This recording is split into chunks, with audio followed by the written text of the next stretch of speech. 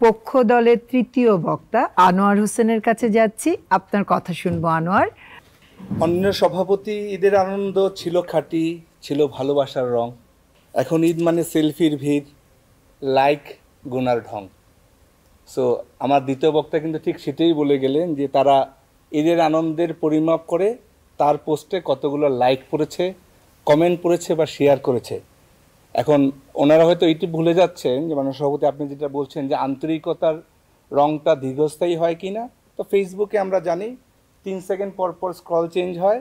নিয়ন আলোর ফেসবুকের 2.5 ইঞ্চির নিয়ন আলোয় আমাদের মুখ ঢেকে যায়, যেমন করে মুখ ঢেকে যায় বিজ্ঞাপনে, আমাদের আনন্দগুলো ঢেকে যায় ফেসবুকের এই নিয়ন আলোর মাঝখানে। মাননীয় সভাপতি, এইখানেই আজকের বিতর্কের মূল ব্যবধানটি তৈরি হচ্ছে, যেখানে আমরা বলছি আমাদের সময়ের ঈদগুলো ছিল আন্তরিকতা, সহমর্মিতা, পারস্পরিক ভালোবাসাপূর্ণ। এখন ভালোবাসাগুলো শুধু নাই, দেখানোটা আছে, যেটা আমরা শুধু দেখাতে চাই। আমরা ঈদে আনন্দ পাই কি পাই না সেটা জানি না, আমরা ঠিক জানি যে আমরা দেখাতে চাই। এই দেখানোতে কোথাও কোথাও হয়তো গিয়ে আমাদের যে দিন শেষে প্রথম বক্তা বলেছে মাননীয় সভাপতি, সময় পরিবর্তনশীল। হ্যাঁ, আমরা বিশ্বাস করি সময় পরিবর্তনশীল। পৃথিবীর সময়ের পরিবর্তনের সাথে এআই এসছে, ডিজিটালাইজেশন এসছে, পৃথিবীতে অনেক নতুন নতুন মেশিন লার্নিং এসছে, কিন্তু পৃথিবীর সব কিছুর পরে এটুকু বলে নিচ্ছে যে মানুষের সাথে মানুষের যে সম্পর্ক, ভালোবাসা এবং সহমর্মিতার যে আবেশ, কোনো মেশিন, সময় বা টেকনোলজি আমাদেরকে এইটার পরিবর্তন করতে পারবে না মাননীয় সভাপতি। এইটাই বাস্তবতা। এবং আমরা 90-এর কিডসরা, যদিও এখন আর কিডস নেই, বুড়ো হয়ে গেছি, তারা বিশ্বাস করি যে এই যে সহমর্মিতা, ভালোবাসায় সেই পরিমাপ যদি ঈদের কোয়ালিটিটি পরিমাপের জায়গা হয়, গুণগত মানের জায়গা হয়, সেইখানে আমাদের জেনারেশনের ঈদ অবশ্যই অবশ্যই সেরা।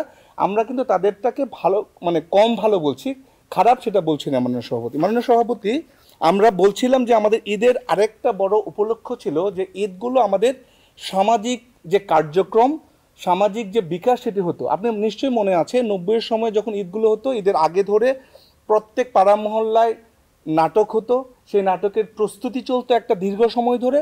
সেখানে পাড়া মহল্লার জুনিয়র সিনিয়র মুরব্বীদের মধ্যে একটা পারস্পরিক সম্পর্ক তৈরি হতো, যে সম্পর্কগুলো ঈদ পরবর্তীতে সেই সমাজে পারস্পরিক শ্রদ্ধা, ভালোবাসা এবং সম্পর্কের জায়গাগুলো অনেক বেশি দৃঢ় করতো মাননীয় সভাপতি। সেইগুলো কিন্তু আজকে তাদের ট্রাকের উপর দাঁড়িয়ে দাঁড়িয়ে একদিনের যে হাঁটাহাঁটি, সেগুলো শেষ হয়ে গেছে। এবং সেইখানে গান বাজছে কোনগুলো মাননীয় সভাপতি? অন্য দেশের গান, অন্য দেশের সংস্কৃতি, যেখানে শুধুমাত্র শুনতেই ভয়াবহ না, চিন্তা করার জন্য ভয়াবহ মাননীয় সভাপতি। মাননীয় সভাপতি, এইখানটাই হচ্ছে আমাদের আপত্তি। মাননীয় সভাপতি, আমরা যেটা বলছিলাম যে আজকে তারা, হ্যাঁ বন্ধুরা মিলে, আজকের এই প্রজন্মের বন্ধুরা কিন্তু এদের দিন ঠিকই মিলে মিলে কি করে? যার যার মোবাইলে গেম খেলে, কেউ কারোর দিকে তাকায় না, কেউ কারোর সাথে কথা বলে না, মিলছে, দেখা হচ্ছে, বসছে, কিন্তু গল্প হচ্ছে না মাননীয় সভাপতি। গল্পগুলো আবারও সেই 2.5 ইঞ্চির মোবাইলে চলে যাচ্ছে এবং সেইখানে তাদের জীবন সীমাবদ্ধ হয়ে যাচ্ছে।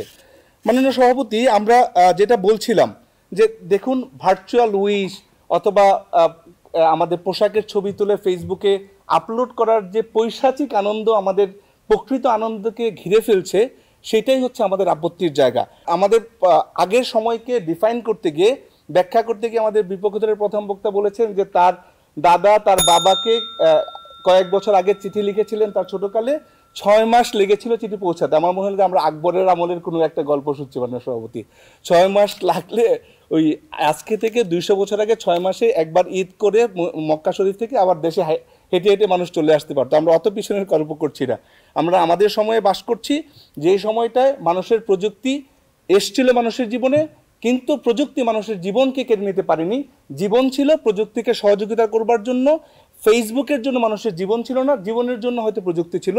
এখন আমাদের যে সময়ে দাঁড়িয়েছি, মনে হচ্ছে ফেসবুক আছে বলেই মানুষ বিয়ে করে, মানুষ ঈদ উদযাপন করে অথবা কিছু করে, বিকজ তাকে ছবি তুলে পোস্ট করতে হবে, আর কোনো উদ্দেশ্য তাদের জীবনে নাই।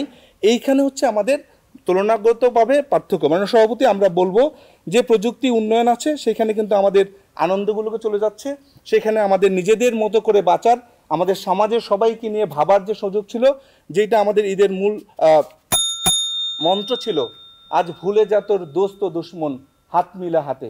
মাননীয় সভাপতি, সেইটাই হচ্ছে আমাদের সময়ের সেরা জায়গা ছিল, যে আমরা ঈদ আসলে দোস্ত এবং দুশ্মন ভুলে বুকে বুক মিলিয়ে, কাঁধে কাঁধ মিলিয়ে, হাতে হাত মিলিয়ে উদযাপন করতে জানতাম, বাঁচতে জানতাম এবং আমাদের নিজেদের মতো করে বিকশিত হওয়ার শিক্ষাটা আমরা ঈদ থেকে নিতে পারতাম।